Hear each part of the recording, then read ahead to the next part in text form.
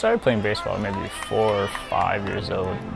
It's kind of been a tradition throughout the family, so naturally my brother and I pursued baseball as well. There's just something deep down inside that really burns for baseball.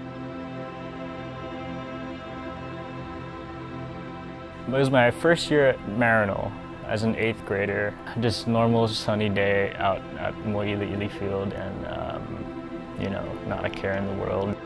We were taking batting practice and I had taken the mound, and everything from that moment seemed to be going in slow motion.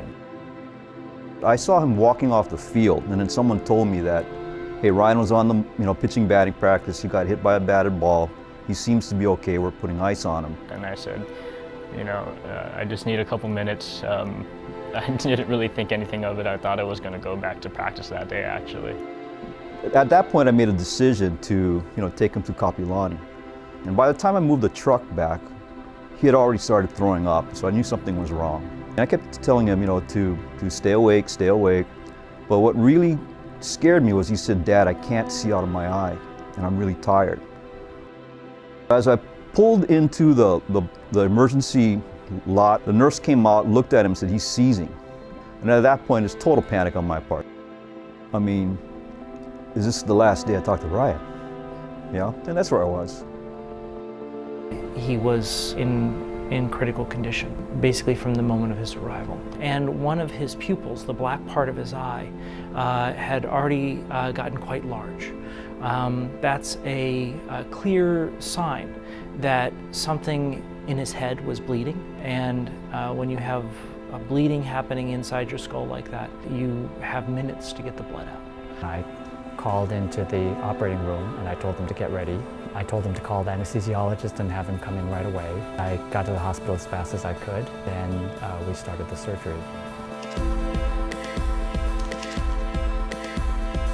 When I evacuated the blood, I was very hopeful, but until you see the patient and actually have the patient wake up, we don't know for sure if the patient is going to recover or if the patient is going to die. So I was very happy when I saw him afterward, and he was awake, he was following commands. Ryan's is not the only case that I've helped in the emergency room. In my mind, what is remarkable, everything was a function of timing, and it worked. Those add up, and those can make a huge difference to how well someone can do. It was a very long road to recovery, and I had to kind of learn how to walk normally again. I think a lot of people would have said, hang the cleats up and call it quits, but baseball was my first love, and I could not give it up. This was the thing that was going to help me through this, actually,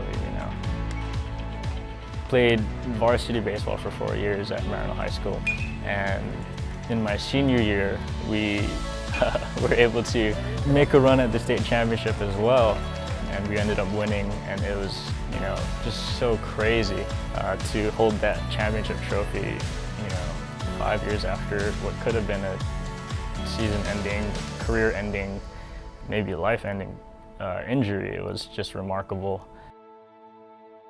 Played for 4 years at Whittier College at second base, and that was just a wonderful experience to be the first out of my family to play a collegiate sport. Ryan, when he went away to college and came back every summer, Christmas, would stop off at the PICU to kind of say thank you to the nurses and to the doctors that were there, because there's so much appreciation.